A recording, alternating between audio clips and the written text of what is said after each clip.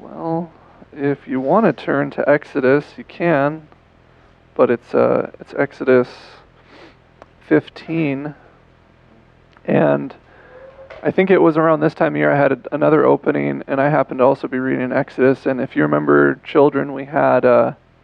By the way, children, we'll have some questions later on. But if you remember, we went over the 10 plagues, or if maybe some of you children remember the 10 plagues, and how they had some spiritual. Maybe we could put spiritual equivalents to the plagues. So here I was again reading through Exodus and come across. They had just gone through the Red Sea. The children of Israel had just gone through the Red Sea. Moses led them through. Pharaoh was overthrown, and they had this glorious song and dance that Moses and Miriam led. And then here they are, first test. Anyone remember the waters of Marah? So let's read in verse 22. Then Moses ordered Israel to set out from the Red Sea, and they went into the wilderness of Shur.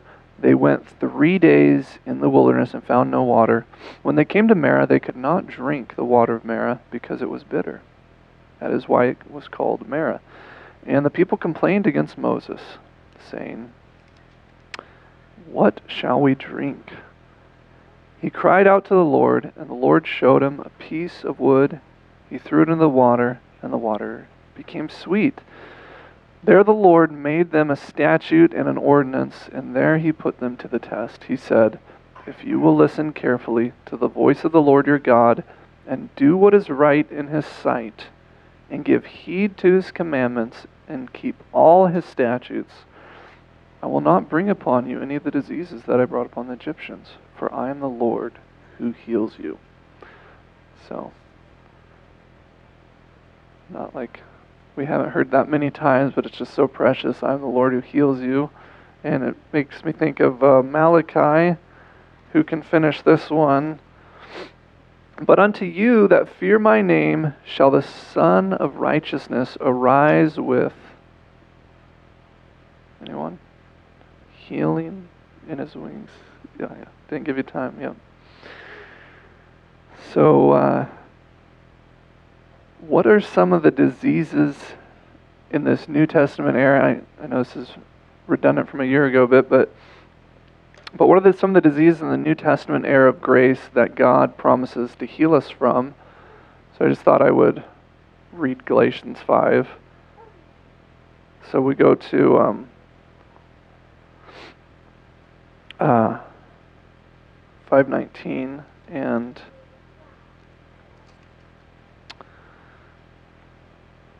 now the works of the flesh are obvious: fornication, impurity, licentiousness, idolatry, sorcery, enmities, strife, jealousy, anger, quarrels, dissensions, factions, envy, drunkenness, carousings, and things like these.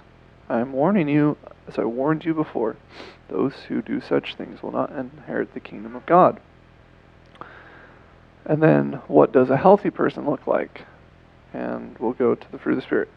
By contrast, the fruit of the Spirit is love, joy, peace, patience, kindness, generosity, faithfulness, gentleness, and self-control. There is no law against such things. This is NSRV. It's interesting to see those extremely well-known passages in a different translation. So, a couple weeks ago, Brother Will had the opening, and he talked about a life-giving tree, and that was a real blessing. And I know it's only 2 weeks later, but shall we turn to Revelations 22?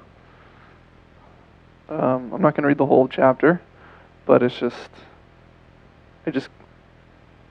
in my mind because we just heard it 2 weeks ago, and it's just like, well, that's perfect. So then, chapter 22, Revelation.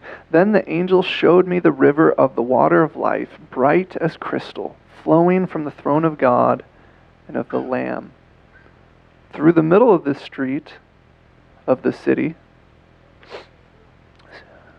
through the middle of the street of the city, on either side of the river, is the tree of life, with its 12 kinds of fruit, producing its fruit each month. And the leaves of the tree are for the healing of the nations.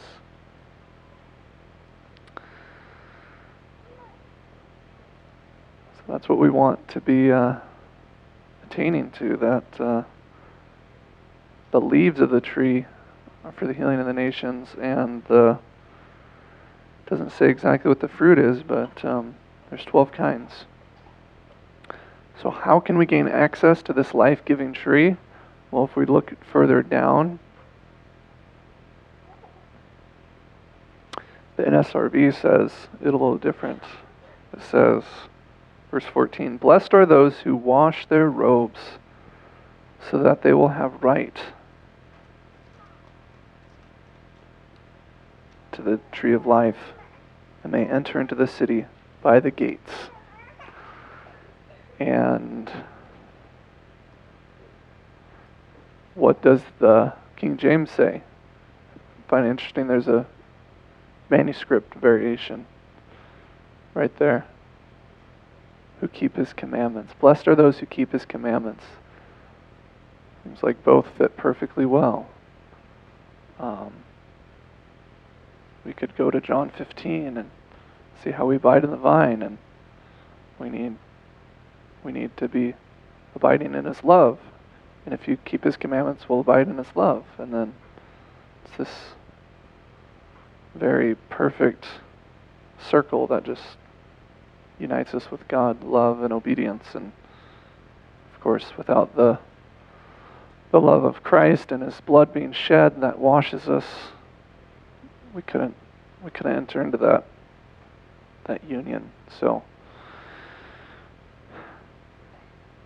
we're very, very grateful for that. Jesus said, "They that are whole," he said it in the Gospels, Matthew, Mark, and Luke. "They that are whole have no need of the physician, but they that are sick." And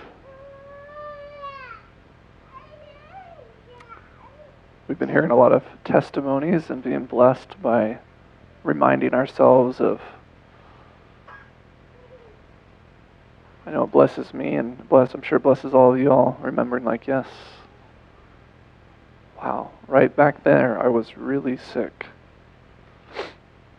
And we're grateful for Jehovah our healer, and thank you for listening.